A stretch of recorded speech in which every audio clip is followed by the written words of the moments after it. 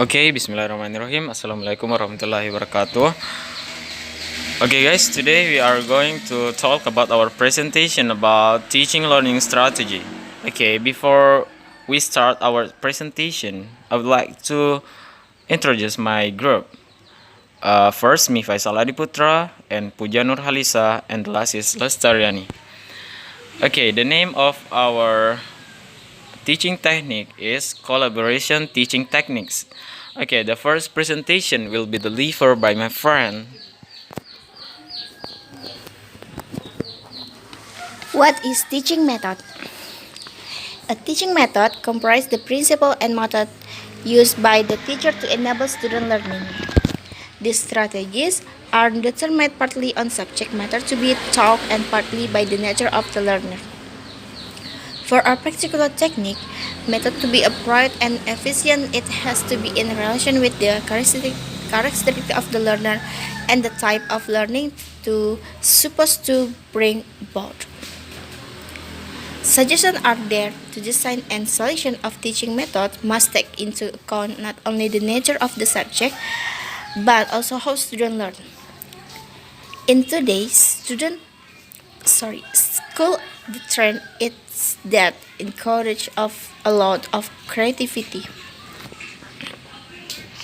Education, as with the other industries, has evolved leaps and bounds in the recent years. Traditional pedagogical technique based on the teacher explaining a topic and the student taking notes may still be usable on occasion, but education today revolves more around encouraging the student to awaken their curiosity and desire to learn. A number of different teaching techniques have emerged due this change in education. Many of these teaching techniques are not actually new. The use of technology in the classroom has simply given education a new lease of life, allowing us to approach old ideas in new ways. 6 teaching technique. First is flipped classroom or inverting your class. The flipped classroom model basically involves encouraging students to prepare for the lesson before the class. Thus, this class becomes a dynamic environment in which students elaborate on what they have already studied. Students prepare a topic at home so that the class the next day can be devoted to answering any question they have about the topic. This allows students to go beyond their normal boundaries and explore their nature curiosity. Second is design thinking or case method. This technique is based on resolving real-life case through a group analysis, brainstorming, innovation, and creative ideas. Although this design thinking is a strict method, in practice it can be quite messy as some cases may have no possible solution. However, the case method prepares students for the real world and arouses their curiosity, analytical skills, and creativity. This technique is often used in popular MBA or master's classes to analyze real cases experienced by companies in the past. 3. Self-learning. Curiosity is the main driver of learning. As a basic principle of learning, it makes little sense to force students to memorize large range of text that they will either begrudgingly recall or instantly forget. The key is to let students focus on exploring an area which interests them and learn about it for themselves.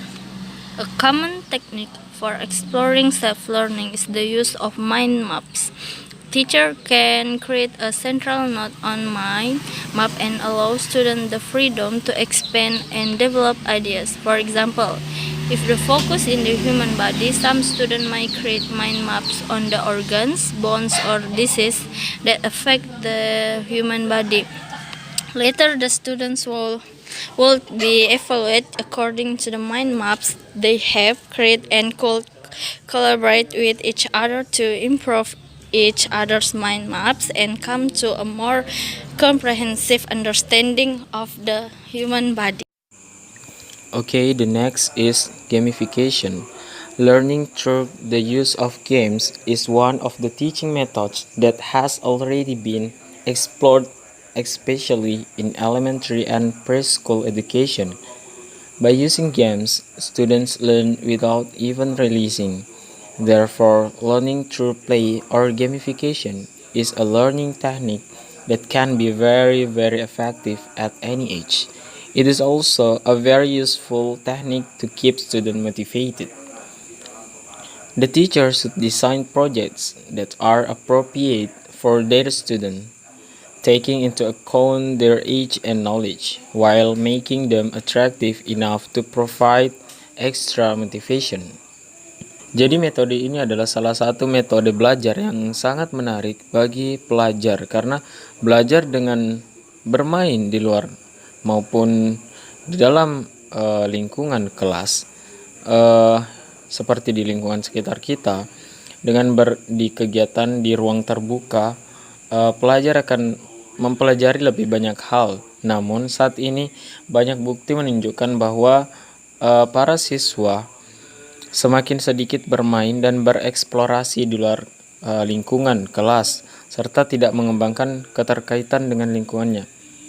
Ada beberapa subjek pelajaran yang dapat diterapkan melalui belajar dengan permainan di luar kelas, yaitu seperti seni, desain, bahasa dan sastra, dan sosial budaya, maupun kewarganegaraan yang dimiliki oleh para siswa.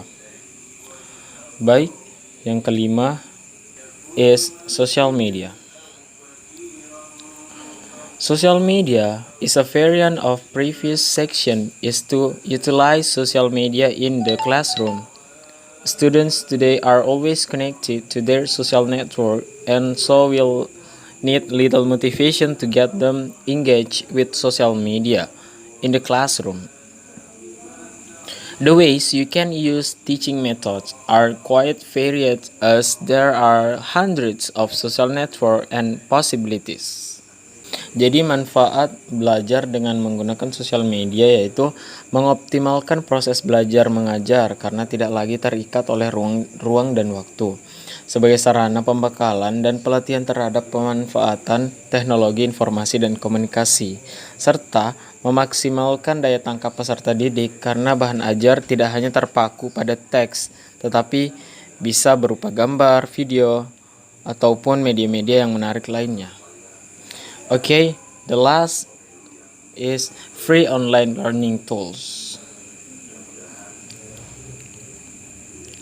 There is an array of free online learning tools available which teachers can be used to encourage engagement, participation, and a sense of fun into the classroom.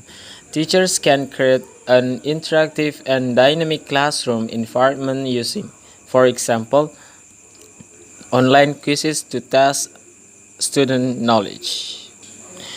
Jadi dengan menggunakan sistem atau metode pembelajaran free online learning tools, siswa dapat menumbuh kembangkan dan mengeksplorasi minat dan bakat yang mereka miliki sendiri. Jadi mereka dapat mencari sesuai dengan bakat yang mereka miliki. Karena pastinya setiap pelajar mengetahui kemampuan yang dia miliki dan akan mengembangkannya. Okay, maybe that's all from our presentation. And I'm sorry for making mistakes. Assalamualaikum warahmatullahi wabarakatuh.